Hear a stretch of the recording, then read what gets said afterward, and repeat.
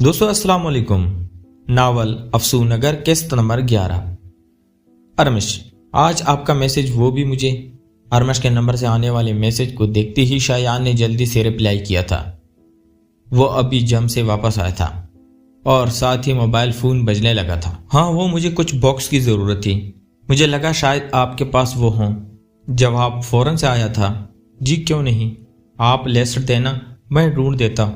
ना मिली तो मैं मार्केट से ढूंढ लाऊंगा। शायान को खुशी महसूस हो रही थी। अरमश के नंबर से मिलने वाला पैगाम, कैसे खुशी ना होती। अच्छा, तो मैं फिर आपको लिस्ट व्हाट्सअप कर दूंगी। ओह व्हाट्सअप, जी बिल्कुल, मैं इंतज़ार करूंगा। शायान ने जवाब देने के बाद चंद लम्हे जवाब का इंतज़ार किया, फिर न जाने क्या सोचते हुए मैसेज कर दिया। आप उस दिन शादी में बहुत प्यारी लग रही थी। जरियान के होते हुए मैं आपसे ऐसी बात नहीं कह पाया, वो बुरा मना जाता। दूसरी तरफ मैसेज पढ़ने वाले के चेहरे पे एकदम मुस्कुराहट आई थी। शुक्रिया शायान, ये तो आपका हुस्न नज़र है। वो जरियान की बात को गोल कर गई थी। आप किताबें कैसे लेंगी, मैं घर दे जाऊं? शायान को लगा था उसे देखते ही जरियान ने उसे धक्के देकर घर से निकाल देना था। नहीं नहीं, घर पे नहीं आएगा, मैं आपको बाद में बताऊंगी कैसे किताबें लूंगी मैं आपसे। जवाब पढ़ती शायान के दिल में शक पैदा हुआ था। अरमश ऐसे किरदार के कैसे हो सकती है? उसने जहन को झटका। फिर दूसरा ख्याल जो कि उसके दिल ने वो भी कबूल किया था, वो ये था कि अरमश भी नहीं चाहेगी कि जरियान और शायान उसकी वजह से आमने सामने आए कभी। जी ठीक है, मैं इंतज़ार करूंगा कि कब आप एड्रेस देती किताबों के लिए। शायान का दिल खुशी से झूम रहा था। शायान, आपको कहने का मतलब कुछ और नहीं, आप घर आ सकते हैं, मगर आप जानते हैं कि घर में सब क्या समझेंगे। जरियान और फिर हयात, वो ना जाने आपको क्या रंग दे दे, आप समझ रहे हैं ना। जवाब इतनी तफसील से आया था कि शायान उसमें खो कर रह गया था। जी बिल्कुल, मैं समझता हूँ, और आप बिल्कुल मत घबराएं, हमारे बीच हुई बातें कोई नहीं जान सकता। अरमश को अपनी तरफ से मुतमईन करने की हर मुमकिन कोशिश की थी शायान ने। शुक्रिया शायान, आपने हमेशा मेरी मदद की, मैं तो हमेशा करना चाहूँगा। अपने दिल की बात की हल्की सी झलक दिखाई थी शायान ने। अपने आप को वो रोक ना पाया था। हयात का दिल फूले ना समाया था। कितनी खुश थी वो आज इस चैट को याद करके जो पहली बार शायान से की थी। जो कुछ उसने खुदा से मांगा था वो अपने बलबूते पर हासिल कर चुकी थी। शायान के साथ अरमश बंद कर की जाने वाली चैट से लेकर उससे चुप कर मिलना और अपनी मजलूमियत का दिखावा करना, कितना कुछ इन चंद माह में कर बैठी थी वो। हयात ने अपनी पहली मुलाकात में शायान को कैसे कह दिया था कि वो चेहरा नहीं दिखाएगी। उसे मना किया है जरियान ने। वो अरमश के प्यार में कैसे और अपने ऊपर लगती तमाम पाबंदियां मानता गया और कभी जिद ना की थी। हयात को कोई दुख ना था शायान के दिल को दिखाने का, और वो तो मामू के लिए कर रही थी ये सब। अरमश अगर प्रोफेसर की हो जाएगी तो इसमें हयात के लिए ही फायदा था, हमेशा का ताल्लुक। जबकि दूसरी जानिब जरियान के साथ कायम होने वाला ताल्लुक, जिसमें उसने अपनी जान और इज्जत दोनों ही लुटा दी थी। कब्रिस्तान से मट्टी लाना हो या कमरे में जाना, जिसमें वो लगातार पुतले को एक एक रोज आगे बढ़ाती थी। अपने जिस्म के बाल उकड़कर नाखून और खून मिलाकर इनकी राख जो हयात ने चाय में पिलाई थी जरियान को, सब कुछ उसे करते हुए कभी खौफ ना आया था। मोहब्बत जैसी पाकीज़ा चीज हासिल करने के लिए वो किस किस गुनाह का इर्तिकाब कर चुकी थी। जो भी था वो नादिम ना थी। चांद को ग्रहण लगने की वो रात जब हयात छत पे रात में सर्दी के मौसम में अपने आप को भगो रही थी, अपने जिस्म को छूने वाले पानी जो जूस काफी में मिलाकर हयात ने जरियान को पिलाया था, इस सब को करते हुए वो अपनी हद पार कर चुकी थी। मगर इस रात जो हुआ अच्छा नहीं था। हयात को एहसास हुआ था, लेकिन वो वक्त को पलटा भी तो नहीं सकती थी। मुझे तुमसे बात करनी है, जरियान ने सीढ़ियों से उतरते हुए अरमश की राह रोकते हुए कहा। वो बेहद संजीदा लग रहा था। जी बोलें। अरमश का लहजा इतना रूखा तो कभी ना था जितना अब हो गया था।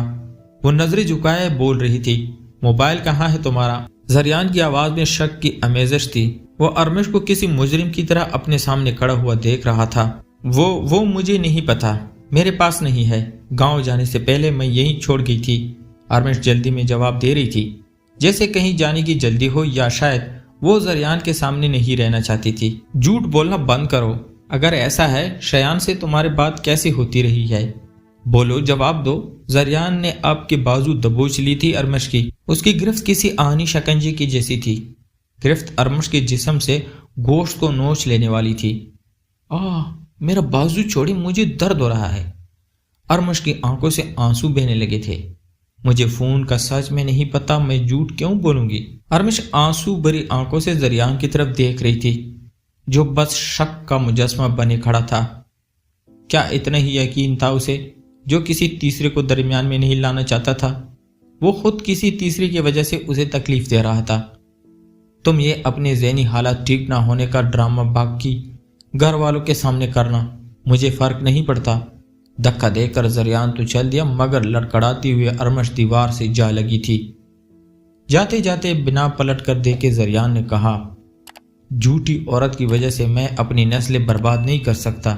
اس کی آنکھوں میں امڑتا آنسو کا سیلاب ایک لمحہ میں خشک ہو گیا تھا۔ وہ دودکھاری گئی تھی۔ جھوٹی عورت، تو کیا اب وہ جھوٹی عورت ہے؟ وہ جسے اس کے ساتھ کی ضرورت ہے، وہ اسے دودکار کر جا رہا تھا۔ اس کی وجہ اس کی تمام نسلیں برباد ہو سکتی ہیں۔ وہ بس ساکت کڑی اسے دیکھتا دیکھ رہی تھی۔ کیا ہوا تمہیں؟ آپ ہی اٹھو نا۔ حیات جو زریان کے جاتے ہوئے اچانک سے نمودار ہو گئی تھی، ارمش کا ہاتھ پکڑے اسے اپنے کمرے میں لے جانا چاہتی تھی۔ حیات، یہاں سے چلی جاؤ۔ کیا ہو گیا آپ ہی؟ اس کا بھی الزام مجھ پہ لگا دو، کہا اس کے منہ لگ گئی ہوں میں۔ دل ہی دل میں حیات نے اپنے آپ کو کوستے ہوئے مٹھائیاں بیچ لی۔ حیات، میں نے صرف اتنا کہا کہ چلی جاؤ، خدا کا واسطہ ہے چلی جاؤ، نہیں تو میں کچھ کر لوں گی۔ ارمش چیخنے لگی تھی۔ وہ اپنے آپ سے باہر ہو رہی تھی، اور ایسی حالت میں اسے کون سنبھال سکتا تھا؟ بہنوں کے درمیان ہونے والی باتوں کا شور سن کر اب تلا بھی یہاں آ گیا تھا۔ بھائی کو دیکھتی حیات کی آنکھیں میکانکیہ انداز میں آنسو سے بھر گئی تھی۔ بھائی دیکھ لو، سب مجھے کہتے ہو آپ لوگ۔ حیات بھائی کے سینے لگی، وہ رو رہی تھی یا اداکاری کر رہی تھی۔ تمہیں اب بھی عقل نہیں آئی؟ تمہاری شادی کا سوچ رہے ہیں گھر والے۔ اس ذہنی مریضہ کو طلا کے لہجے اور الفاظ میں نفرت تھی۔ نہ جانے کیوں اپنی سگی بہن سے اتنی نفرت۔ شایان، مجھے لے جائیں، آپ ہی گھر لے جائیں پلیز شایان۔ حیات نے میسج کرنے کے بعد ماموں کو کال کر کے انہیں بھی بتا دیا تھا اس سب کے بارے میں۔ شایان کو راستے سے ہٹانے کے لیے اس سے بہترین کوئی موقع ملنا مشکل تھا۔ لوہا گرم تھا، بس چوٹ لگنے کی دیر تھی۔ شایان کو کال کر کے اگر آج سے چند ماہ پہلے بلایا ہوتا تو شاید وہ انکار کر کے سمجھانے کی کوشش کرتا، لیکن اب تو معاملات بدل چکے تھے۔ وہ جو جینے مرنے کی قسمیں کھاتی تھی، اسے اکیلا کیسے چھوڑ جا سکتا تھا؟ ٹھیک ہے، تم ریپلیس ہو جاؤ، میں کچھ سوچتا ہوں۔ ریپلائی کرنے کے بعد کتنی ہی دیر وہ سوچتا رہا، کیا وہ جو کر رہا تھا وہ ٹھیک ہے؟ پیار میں ایسا کوئی قدم اٹھا لینا ٹھیک ہوگا؟ شایان کس سے مشورہ کرے؟ ماں سے؟ وہ کب اس کی بات مانے گی؟ Mrs Johnson? نہیں، اتنی دور کال کرنا مناسب نہیں ہوگا۔ شایان کے پاس وقت کم تھا، اور فیصلہ کر کے اس پہ عملی اقدام زندگی بھر کا پچھتاوا یا پھر چند روز کے تانے سنی جائیں۔ وہ بے چینی سے گھر میں گھوم رہا تھا۔ شایان نے چلتے چلتے روک کر پروفیسر یعقوب کو دیکھا، جو اس کی جانب ہی چلے آ رہے تھے۔ شایان، ابھی نہیں، میں اس وقت آپ کی آواز نہیں سننا چاہتا پروفیسر صاحب۔ گاڑی کی چابیاں لینے کے لیے شایان آگے بڑھ گیا تھا۔ شایان، تمہاری امی گھر نہیں ہے اور تم اس وقت کہاں جا رہے ہو؟ پروفیسر یعقوب اس کے پیچھے پاگلوں کی طرح گھوم رہے تھے۔ یہ فکر مندی تھی یا دکھلاوا؟ شایان کو اس بات سے کوئی غرض نہیں تھی۔ باڑ میں جاؤ ضدی شخص۔ ڈرائیو وے سے نکلتی گاڑی کو دیکھ کر پروفیسر یعقوب نے یہ جملہ ادا کیا، اور نفرت سے تھوکتے ہوئے وہ اب پرسکون کھڑے ہوئے تھے۔ جو چال وہ چل چکے تھے، اب اسے کون پلٹے گا؟ پروفیسر یعقوب کہہ لگانا چاہتے تھے، اپنی فتح کا جشن منانا چاہتے تھے۔ کہاں گیا ہے شایان؟ عصمت بیگم کی آواز سن کر پروفیسر بجلی کی سی تیزی سے پلٹے۔ دیکھ لیں کیا کرتا ہے یہ لڑکا، کچھ سنتا ہی کب ہے میری۔ پروفیسر یعقوب نے وہی مسکینوں والی صورت بناتے ہوئے بیگم کی حمایت حاصل کرنے کی کوشش کی تھی۔ چلتے ہیں اس کے پیچھے، بیگم عصمت نے جلدی سے پلٹتے ہوئے کہا۔ تو پروفیسر صاحب کے پاس بھی انکار کا کوئی وجہ نہ تھی، وہ بھی جلدی آگے بڑھے تھے۔ ہو گئی خوش، مل گیا سکون، کر لیا سب کو دکھی، کیا چاہتی ہو تم؟ تمہاری نحوست کب دور ہوگی ہم سے؟ ارمش جو گھٹنوں میں سر دبائے ہوئے اپنے دل و دماغ سے وہ بات نکالنے کی کوشش کر رہی تھی جو باتیں زریان نے کہی تھی، اس پہ حیات کے یوں اچانک آتے ہی برسنا اسے سمجھ میں نہیں آیا تھا۔ حیات، ابھی جاؤ یہاں سے، مجھے اکیلا رہنے دو۔ थोड़ी देर। अरमश ने मेड़ भरे लहजे में कहा। मिन्नत समाजत हयात के रवैये को बदलने की बजाय उसके गुरूर और घमंड की निशोनुमा के लिए कुव्वत का बायस बन रही थी। लेकिन इस वक्त जो जिस अंदाज से यह सब बोल रही थी वो अल्फाज अपने जज्बात के साथ मेल नहीं खा रहे थे। हयात की आवाज़ में दुख नहीं, दुख का दिखावा था। अकेला तुम मुझे क्यों नहीं छोड़ती? जरियान के बादशाह शायान को भी छीन लेना चाहती हो? हयात धाड़ते हुए बोली। शायान? क्या हुआ है शायान को? क्या कह रही हो? अरमश आंखों में हयात और डर लिए उसे देख रही थी। उसका दिल कब से कुछ गलत होने का अंदिया दे रहा था, मगर वो सब बुलाए अपने गम में बेटी रो रही थी। ओ क्या हुआ? नीचे जाओ, देखो क्या टेक्स्ट मैसेज किया है तुमने। रिश्ता होने के बावजूद तुम लोगों को मैसेज करती हो और तुम्हारा होना ही नहुसत है। अरमश तुम मनूस हो। हयात उठ खड़ी हुई थी गुस्से में। और तुम्हारे सब चालें उलट गई हैं, तुम्हारा ढंग रचाया हुआ सबके सामने आ गया है। अब हयात का मिजाज आग उगलने वाला था। वो बुरी तरह से भिपरी हुई थी। क्या बकवास कर रही हो? कौन सा टेक्स्ट? अरमश उसे हैरान खड़ी देख रही थी। ये क्या हो रहा था? कौन सा टेक्स्ट? उसे कुछ समझ नहीं आ रहा था, मगर जो भी था उसके लिए बहुत बुरा था। तुम यहाँ नहीं थी, सब ठीक था। तुम यहाँ आई हो और अपने साथ मुसीबत लेकर आई हो। मेरा शायान मुझसे छीन लेना चाहती हो तुम। हयात रो रही थी। इसके रोने की आवाज़ सुनकर अब्बा भाई और अम्मा कमरे में आ चुके थे। तला ने अंदर आते ही कमरे का दरवाज़ा बंद करके उसी खुंडी लगा दी। तुम किस चीज़ की औलाद हो मेरी? तुम्हें मेरी इज्जत रत्ते का कुछ एहतराम नहीं? अब्बा की आवाज़ में गुस्सा और नफरत थी। तला के हाथों में अरमश अपना मोबाइल देखकर गुमसुम खड़ी रह गई थी। अब्बा मैंने ये क्या किया है? अपने बहते हुए आंसू को साफ करना भी अरमश भूल गई थी। हयात ने यह चाल चलने का इरादा खुद से कर लिया था। अरमश की गैर मौजूदगी में उसके मोबाइल से किए जाने वाले मैसेजेस को उसने घर वालों के सामने कुछ इस अंदाज में पेश किया था जिससे यह महसूस हो रहा था जैसे अरमश और इस मैसेज करने वाले के बीच कुछ ऐसा चल रहा है जो किसी भी सूरत में काबिल कबूल नहीं हो सकता था। अब्बा जो हमेशा बेटी के किरदार पे सर फख्र से बुलंद करते थे, वो आज शर्म से पानी पानी हो रहे थे। करीर साहब बोला था ख़ानदान के लड़के पे मत मुसल्लत करें इस डायन को, मगर आप तो बस मुझसे इख्तिलाफ कर सकते।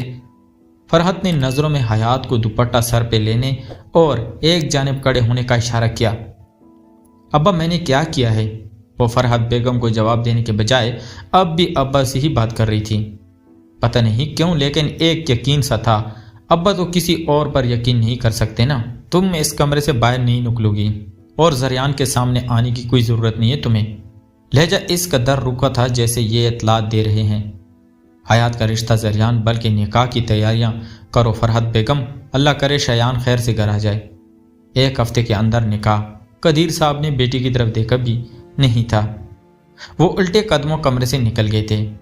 शयान घर आ जाए, निकाह की तैयारियां, जरियान से ये सब क्या? अरमश सोचते सोचते वहीं ज़मीन पर बैठ गई थी जहां खड़े खड़े उसने अपने ख्वाबों की दुनिया को लुटते देखा था। काश कोई मौजा होता जो ज़मीन फट जाए और अरमश अपने वजूद के साथ फना हो जाए, मगर मौजे कहाँ होते हैं गुनहगार लोगों की ज़िंदगियों में। इन्हें तो सिसक सिसक कर मौत का इंतज़ार करना होता है। अरमश का हाथ लर्ज रहा था। उसने उठकर खड़े होने की कोशिश की, मगर दूसरे ही लम्हे वो मुंह के बल गिर गई थी। ज़मीन पे औंधे मुंह लेटे हुए वो चीखना चाहती थी, लेकिन उसकी आवाज़ को किसी ने छीन लिया था। बिना आवाज़ निकालने वो बस आंसू बहा सकती थी। उसे अपने आप से नफरत का एहसास हुआ था। वो अपने अब्बा की नज़रों में गिर गई थी। ये वो चीज़ थी जो उसे ज़िंदगी में कबूल करने के बजाय अरमश मौत को कबूल करना बेहतर समझती थी। फरहत तुम्हारे घर की बच्ची है अरमश। वो मैसेज यूं अगर असमत की नज़रों में आ गए तो मामला बिगड़ जाएगा। वो शयान के एक्सीडेंट की वजह से दुखी है और अब ये बात बताई तो प्रोफेसर याकूब ने फरहत को रोकने की कोशिश की थी, वरना वो न जाने कौन सा गज़ब ढहाती इस वक्त। प्रोफेसर याकूब को पहले ही हयात की पागलपन की वजह से गुस्सा आ रहा था। मोबाइल में मौजूद मैसेजेस दिखाकर उसने अरमश को बदकिरदार तो बना ही दिया था, लेकिन प्रोफेसर याकूब के लिए मुश्किलात में इजाफे की वजह भी बन गई थी। याकूब सुतेली ही सही, बेटी तो है, कौन करेगा इससे शादी? शायान से ही करनी थी तो मनूस मारी बता दी थी। इस गरीब को अस्पताल पहुंचा दिया कमीनी ने। फरहत माथे पे दुपट्टा बांधे हुए सोफे पर पांव रखे बैठी हुए करा रही थी। शादी की कौन सी उम्र होती है? मैं कर लेता शादी, मगर तेरे खामन ने कब मानी है? میری بات۔ پروفیسر یعقوب نے مایوسی اور اداسی کی بھرپور اداکاری کی تھی۔ 40-45 سال کے مرد سے 20-22 سال کی لڑکی کی شادی، وہ مرد بھی ایسا جس کی کوئی اپنی اولاد نہ ہوئی تھی۔ گھاٹے کا سودا نہیں ہے فرد بی بی۔ فرد کی آنکھوں میں چمک سی آ گئی تھی۔ ہیں یعقوب، تو سچی اس بے شرم سے شادی کرے گا؟ اللہ تجھے خوش رکھے، میری تو مصیبت ہی ختم کر دی تو نے۔ فرد نے اپنے کزن کو رشک بری نگاہوں سے دیکھا۔ یہ باتیں ہو رہی تھی جب قادر صاحب ڈرائنگ روم میں داخل ہوئے۔ ان کے چہرے کے تاثرات بتا رہے تھے کہ وہ کافی سنجیدہ ہے۔ پروفیسر یعقوب نے قادر کو دیکھا تو گھبرا کر اٹھ کھڑے ہوئے۔ فرحت جو اپنے کزن کی موجودگی میں کافی بے تکلف بیٹھی تھی، اب شوہر کے آنے پہ بجلی کی سی تیزی سے درست انداز میں بیٹھ گئی تھی۔ کس کی شادی کی بات ہو رہی ہے فرحت؟ بیوی سے پوچھتے ہوئے آگے بڑھے تھے۔ بیٹھو یعقوب، کہاں چل دیے ہو تم؟ ہاتھ کے اشارے سے بیٹھنے کا اشارہ کرتے ہوئے وہ خود بھی بیٹھ گئے تھے۔ قدیر جی، حیات کا نکاح تو کر رہے ہیں زریان سے، ارمش کے لیے بھی تو کوئی نہ کوئی لڑکا دیکھیں گے نا۔ بس یہی بات ہو رہی تھی یعقوب کے ساتھ۔ فرحت نے بات کا آغاز کیا تھا۔ وہ اپنے شوہر کو کب کیسے کسی بھی بات کے لیے منا سکتی ہے، اس کا فرحت کو خوب اندازہ تھا۔ اس لمحے وہ ارمش کے لیے کسی گھٹیا لفظ کا استعمال کر کے بنے کھیل کو برباد نہیں کر سکتے تھے۔ اسے گاؤں میں بھیج دوں گا، بیاہ دیں گے بھائی صاحب کہیں پہ بھی، بس اب شہر نہیں رہے گی وہ۔ قدیر نے اپنے غصے کو چھپائے رکھنے کی بھرپور کوشش کی تھی، مگر یہ معاملہ ایسا تھا کہ انہیں اپنے جذبات کو چھپانے میں وقت پیش آنا تو لازم تھا۔ فرحت اور یعقوب نے چونک کر قادر کی طرف دیکھا تھا۔ یہ سب کیا ہونے جا رہا تھا؟ اگر ایسا ہو گیا تو سب کچھ بگڑ جائے گا۔ تو وہیں پر فرحت اپنے رتبے میں کمی ہونے کا سوچ کر بڑک اٹھی تھی۔ قدیر صاحب کو روکنا ہی ہوگا بیٹی کو گاؤں بھیجنے سے، ورنہ یہ بات حیات کے لیے بھی خطرے کا باعث ہو سکتی ہے۔ مشینوں میں جکڑے ہوئے شیان کے چہرے پر درد کی لہر اٹھنے سے جو تاخیر پیدا ہو رہا تھا، اسے دیکھ کر عصمت بیگم بھی بے چین ہو رہی تھی۔ شیان کی جلد بازی نے اسے اسپتال پہنچا دیا تھا۔ مسز جانسن بھی شیان کے ایکسیڈنٹ کا سنتی ہی واپس آ گئی تھی۔ شیان کو بے ہوش ہوئے 4 روز گزر چکے تھے۔ اس دوران دونوں گھروں کے لوگوں کی زندگیوں میں بے سکونی سی در آئی تھی۔ شیان کے لیے ہر کوئی دعائیں کر رہا تھا۔ میرے بچے کو کس کی نظر لگ گئی؟ مسز جانسن، عصمت بیگم نے اپنی وفادار اور سب سے پرانی ملازمہ کے کندھے سر رکھتے ہوئے سوال کیا۔ ڈاکٹر نے جو بات انہیں اب بتائی تھی، اسے سنتی ہی وہ مکمل طور پر ٹوٹ کر رہ گئی تھی۔ میڈم شیان بیٹا کسی نے ٹریپ کیا ہے، ورنہ وہ ایسا رش ڈرائیور نہیں کرتا۔ آپ کو معلوم ہے ان کا؟ مسز جانسن نے اندیشے کا اظہار کیا تھا، مگر عصمت کے لیے کسی سازش سے بڑھ کر بیٹی کی زندگی تھی۔ ابھی وہ اس پہلو پر سوچنے کے لیے تیار نہیں تھی۔ مسز جانسن، کون ٹریپ کرے گا؟ اب بھی آپ شیان کے سائڈ لے رہی ہیں؟ شیان کی ماں کے لیے یہ بات مان لینا ممکن ہی نہیں تھا۔ ہوتا بھی کیسے؟ شیان کا کون سا کوئی بہت زیادہ دوست تھے، اور نہ ہی کوئی دشمن تھا اس کا۔ مسز جانسن اور عصمت بیگم چپ چاپ اب شیان کے ہوش میں آنے کا انتظار کر رہی تھی۔ جو ہوا تھا وہ سب تب ہی سامنے آنا تھا جب شیان ہوش میں آتا۔ عصمت بیگم کو اپنی آنکھوں کے سامنے اندھیرا چاہتا ہوا محسوس ہوا۔ وہ اگر کرسی پہ بیٹی نہ ہوتی تو یقیناً یہ بات سن کر گر جاتی۔ ان کے چہرے پر وحشت کے مارے سفیدی چھا گئی تھی۔ ان کے ارمانوں کو، ان تمام خوشیوں کو کسی نے پل بھر میں رون ڈالا تھا۔ اس تمام محنت اور تپسیا کے بعد حاصل بھی تو کیا؟ آخر کیا ہاتھ آیا تھا؟ بیٹے کے لیے جینے والی عورت کے لیے اس سے بڑھ کر کیا ہو سکتا تھا؟ ایک زندہ لاش بن جانے اور ٹوٹ کر کھڑے ہو جانے کے اس موڑ پر وہ کدھر کو جائے؟ ڈاکٹر نے کتنی آسانی سے کہہ دیا تھا، آپ کے بیٹے مسٹر شیان اب کبھی چل نہیں سکتے، نہیں کبھی بھی نہیں۔ ایسا کیسے ہو سکتا تھا؟ اوپر والا آزمائشوں کو بڑھائے گا کیوں؟ ان کے بیٹے کی کیا غلطی ہے؟ ایک ماں یہ سب کیسے برداشت کر سکتی ہے؟ مگر عصمت بیگم کو کرنا تھا۔ پیارے دوستو، کہانی جاری ہے۔ اس کا اگلا پارٹ نیکسٹ ویڈیو میں دیا جائے گا۔ کہانی کے دوران اگر کوئی غلطی ہو گئی ہو تو اس کے لیے معذرت خواہ ہیں۔ تب تک اپنا ڈھیر سارا خیال رکھیے گا۔ خدا حافظ۔